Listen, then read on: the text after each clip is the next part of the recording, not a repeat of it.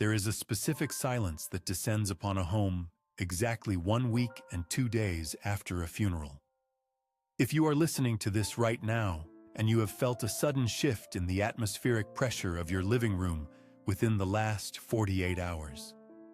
If you have turned your head sharply because you were absolutely certain you saw a shadow move in your peripheral vision.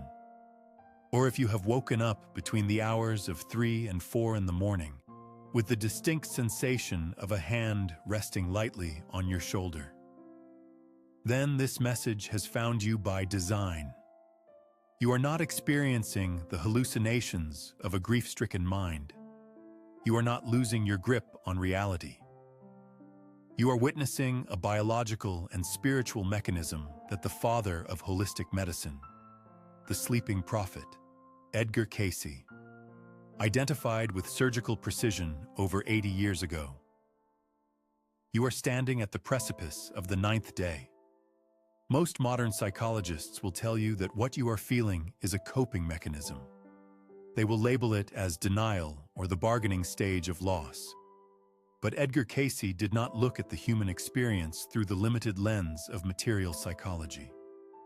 When he entered his trance state, when he lowered his eyelids and tapped into the infinite data stream known as the Akashic Records, he saw the human body not just as flesh and bone, but as a complex energetic system tied to the cosmos by a very real, very tangible structure known as the silver cord.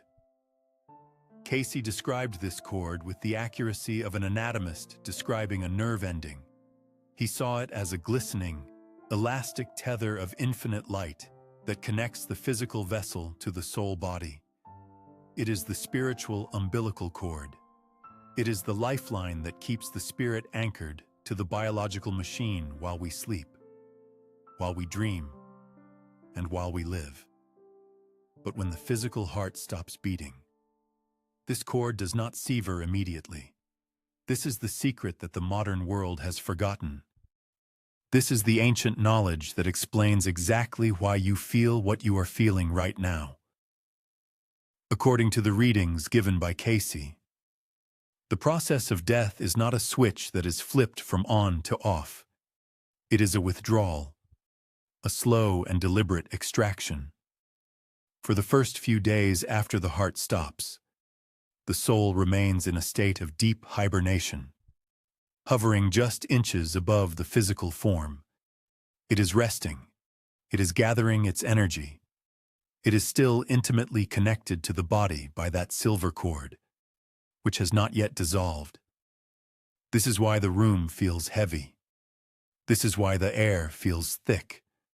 The entity is still present, held in place by the magnetic pull of a lifetime of physical existence. But then we arrive at the critical threshold, the timeline that you are experiencing right now. 1 week and 2 days. Cayce observed that as the etheric body, the blueprint of the physical form, begins to lose its cohesion, the silver cord stretches to its absolute limit. It begins to thin. It begins to vibrate at a frequency that is almost high enough to shatter glass. And exactly around this 9-day mark, the final severance occurs. This is not a moment of loss. This is the moment of liberation. When you felt that sudden drop in temperature in your kitchen, or that inexplicable wave of goosebumps that traveled down your spine despite the heat of the room, you were physically reacting to the snap. You were feeling the energetic shockwave of the silver cord dissolving. It is the precise millisecond where the soul is no longer an earthbound resident, but becomes a traveler of the cosmos. You must understand the magnitude of what you are sensing. You are not just a mourner. You are a sensitive instrument picking up on the most profound event in the life cycle of a spirit. Cayce taught that this moment of severance is the entrance into what he called the first heaven. This is not a place of clouds and harps. It is a state of consciousness. It is a realm where the soul realizes it is no longer defined by hunger, or pain, or age, or disease. It is the moment the butterfly finally tears entirely free from the chrysalis. The struggle you feel in the atmosphere, the tension in the air, that is the effort of the birth. And the release you feel afterwards, that sudden calm that follows the phantom touch, that is the peace of their arrival. So I need you to reframe your pain right now. Stop telling yourself that you are imagining things. Stop telling yourself that you are just missing them. You are detecting the vibration of their freedom. You are the ground control witnessing the launch. The touch you felt was not a hallucination. It was the recoil of the launch pad.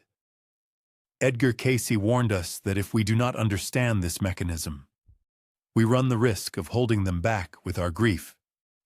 Our intense sorrow can act like a hook, creating a drag on that silver cord just as it tries to release. But you, because you are hearing this, you have the opportunity to do something different. You have the knowledge to facilitate this transition. You are being called to act as a midwife to the soul. If you have felt this presence, if you recognize this timing of the 9th day, then your intuition is functioning at a level that most people suppress. You possess the sensitivity that Cayce claimed was the birthright of the new humanity. You are awake while others are sleeping. The sensation of them being near you is fading now. Not because they are gone forever, but because they have moved from the AM frequency to the FM frequency. They have graduated from the heavy density of the earth plane into the vibratory lightness of the first heaven. The cord is cut, the anchor is lifted, the ship has left the harbor, and you are the one standing on the shore, watching the sails catch the light. I want you to close your eyes for a brief second and acknowledge the timing. 1 week, 2 days, the release. If this specific timeline resonates with your experience, if you felt that shift and didn't know how to name it until this exact moment, then you are part of a very specific group of souls who are here to bridge the gap between the visible and the invisible. You need to affirm this role. You need to solidify this understanding so that your subconscious mind stops fighting the phenomenon and starts working with it. I want you to write down below, simply and clearly, to signal to the algorithm of the universe that you accept this truth. Write the words. I release the cord. By writing this, you are telling your own cellular memory that it is safe to let go. You are sending a telepathic signal of permission to the one who has departed, allowing them to enter the first heaven without the weight of your worry tethering them to the ground. You are validating the prophecy. You are proving the science of the soul. But the journey of the soul does not end in the first heaven. Cayce saw further. He saw what happens when the soul begins to review the life it just left. He saw the hall of records. He saw the planning of the next return. And if you think the severance of the cord is a revelation, wait until you hear what happens when the soul meets its group companions in the interlife. Stay with me. Because the next layer of the mystery explains why you sometimes dream of them looking younger than they were when they died. And that explanation changes everything you think you know about time. If you have been waking up at 3 in the morning staring at the ceiling and wondering why the air feels so still. If you have been begging for a sign, a flicker of a light, a specific song on the radio, and you have received absolutely nothing, you need to listen to this very carefully. Because what feels like abandonment to your grieving heart is actually evidence of a magnificent process taking place right now. You are interpreting the silence as absence. But Edgar Cayce would tell you that you are misreading the data. The silence is not empty. The silence is heavy because the connection is currently occupied by something far more critical than a ghostly visit. Think of it like a deep-sea diver who has just surfaced from the blackest depths of the ocean. They cannot just rip off their helmet and run a marathon.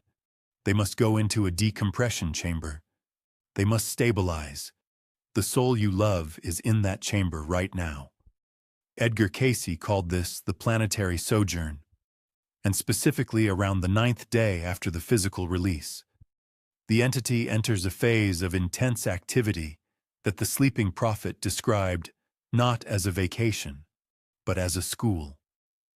This is the cosmic debriefing, when the silver cord is severed. The entity does not just float around your living room watching you cry.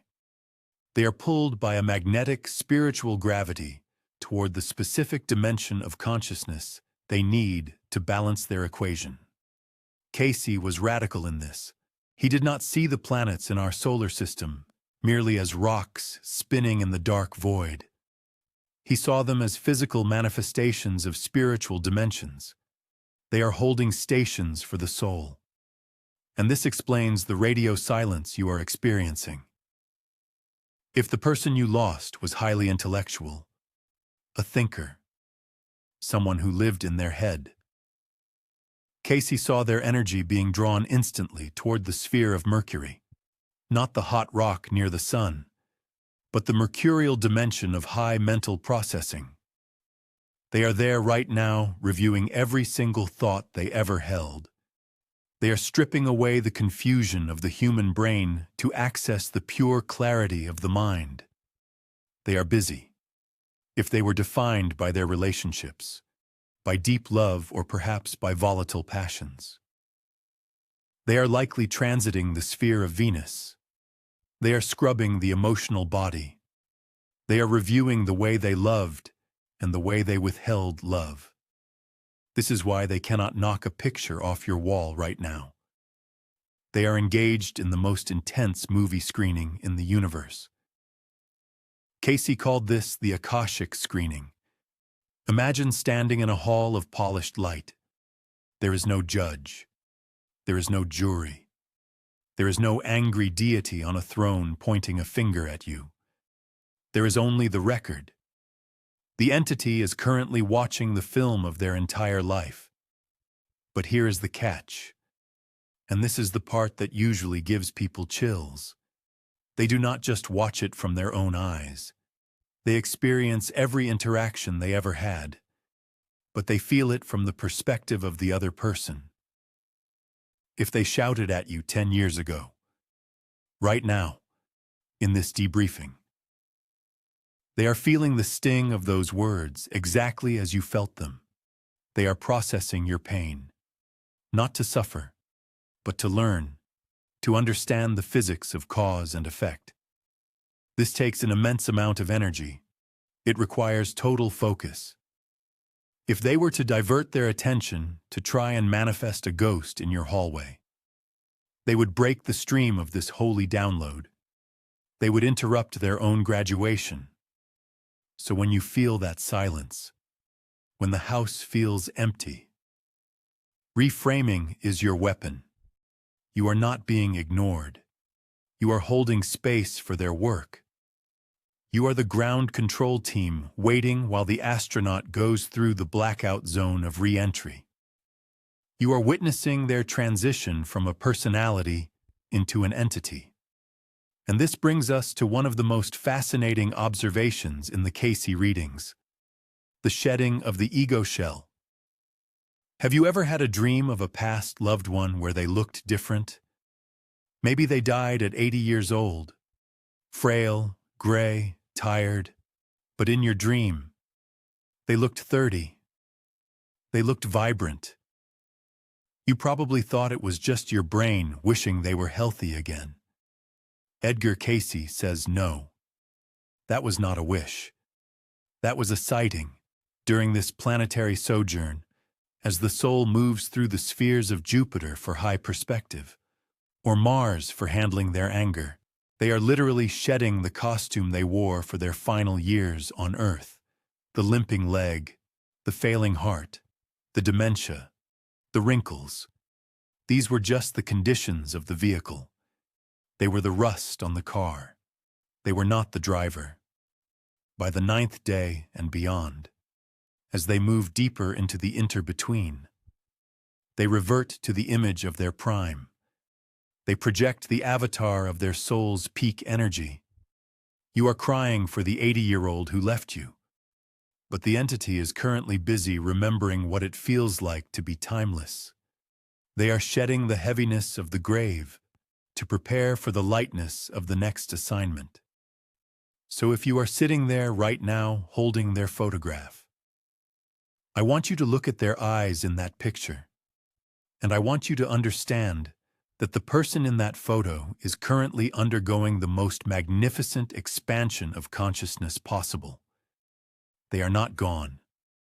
They are just in the library. They are in the clinic of the soul. They are traveling through the stars, not as a metaphor, but as a literal transit of consciousness. Do not pull them back with hysterical grief. Do not wish them back into the heavy body that betrayed them. Instead, send them a signal boost.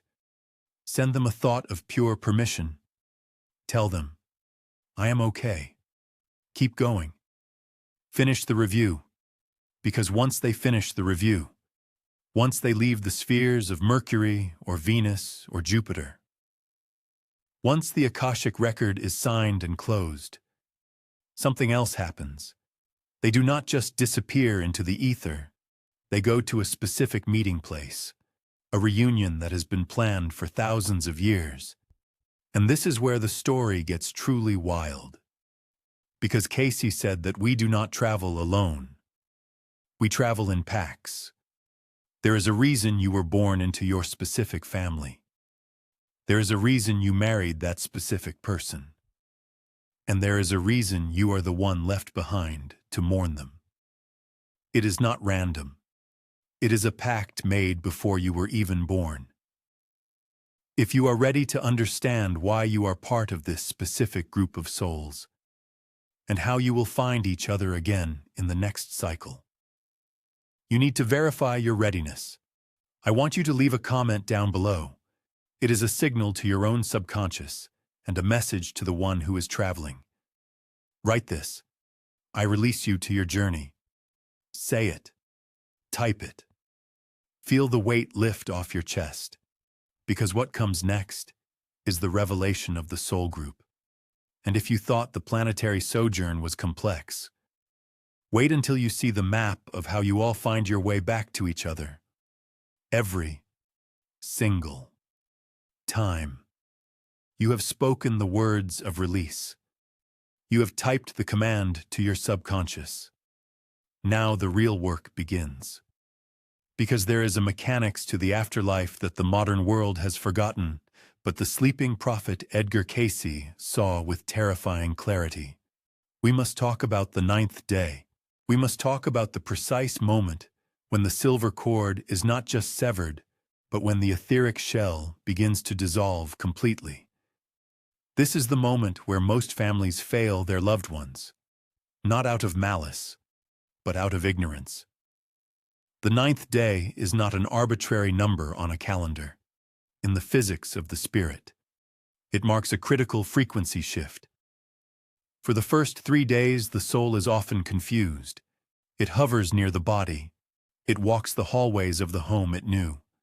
It listens to the eulogies. But as the week turns and we approach the 9th rotation, the soul faces a choice. It must shed the heavy coat of earthly desire. It must step away from the density of the physical plane to begin its planetary sojourn. To travel through the spheres of Mercury or Venus or Jupiter, where it will learn its next set of lessons. But here is the secret that is locked within the Akashic records. The soul cannot easily leave if the magnetic pull of those left behind is too heavy. Imagine your grief not as an emotion, but as gravity. If your grief is filled with desperation, if you are screaming internally for them to come back, if you are clutching their clothing and refusing to wash the scent away because you want them here, you are creating a drag coefficient on their spirit. You are literally anchoring them to the gray fog of the lower earth plane. You are holding them back from the light they have earned. This is why you are here. This is why you are watching this video right now. You are being called to undergo a transformation. You must stop seeing yourself as a victim of loss. That is a passive role. That is a role for the unawakened. You are being invited to become a spiritual midwife. Think about that term. A midwife does not mourn the pain of birth. She facilitates the passage. She breathes. She focuses. She guides the new life from one world into the next. When a soul is born into this world, we have doctors and nurses to catch them. But when a soul leaves this world, who catches them? Who guides them? Usually no one. Usually they are surrounded by weeping relatives who are drowning in their own sorrow. But the Living Bridge protocol requires you to be different. It requires you to be the steady hand, the lighthouse in the storm. Edgar Cayce described the power of prayer and meditation not as religious rituals, but as the construction of a channel. When you sit in silence, when you dry your tears and regulate your breathing, you are building a bridge of light. You are creating a high-frequency carrier wave. Instead of pulling the loved one back to earth with your pain, you are pushing them upward with your love. You become the launch pad. This is a training ground for you. The pain you feel in your chest, that tightness in your throat. Reframe it right now. Do not call it sadness. Call it voltage. That is the energy you must transmute. You are a transformer station. You are taking the raw, heavy energy of loss, and you are refining it into the pure fuel of release. You must understand that your specific vibration is the only one they can hear clearly right now. You are tuned to them, like two quantum particles that were once entangled. You remain connected across the veil. If you are in chaos, they are in chaos. If you are in peace, they find the path. You are their navigational beacon. This brings us to the Guardian's Oath. This is a contract you make with the universe today. You are agreeing to be the designated adult in the room of grieving souls. You are agreeing to hold the space, to say to the departed, I am okay. I am strong. I am standing on my own 2 feet so that you may fly. It is the supreme act of love. To let go so completely that you feel the emptiness in your house, and you fill it not with tears, but with light. You visualize them shedding that heavy coat. You visualize them moving toward the great central sun, and you tell them, go. I am the anchor here. I will hold the memory. I will keep the legacy. But I release the spirit. This is a warrior's task. It is not for the fragile. It is for the souls who have walked this earth many times. If you have a small curve in the palm of your hand near the heart line, or if you have always felt older than your biological age, it is because you have done this before.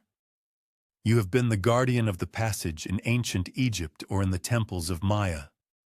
You are remembering your trade. So now we must seal this protocol. We must lock this new identity into your cellular memory. You are no longer just a survivor of death. You are an active participant in the ascension of a loved one. You are the living bridge. You are the stability they need to kick off from. I want you to prove that you accept this duty. I want you to verify that you are strong enough to be the lighthouse. Go to the comments right now. Do not hesitate. This is a physical action that grounds your spiritual intent. I want you to write these 6 words. I am their anchor of light. Write it. Declare it. Let the algorithm of the universe know that you are on duty. Let the soul who is traveling look down and see that their beloved is not broken, but burning bright. I am their anchor of light.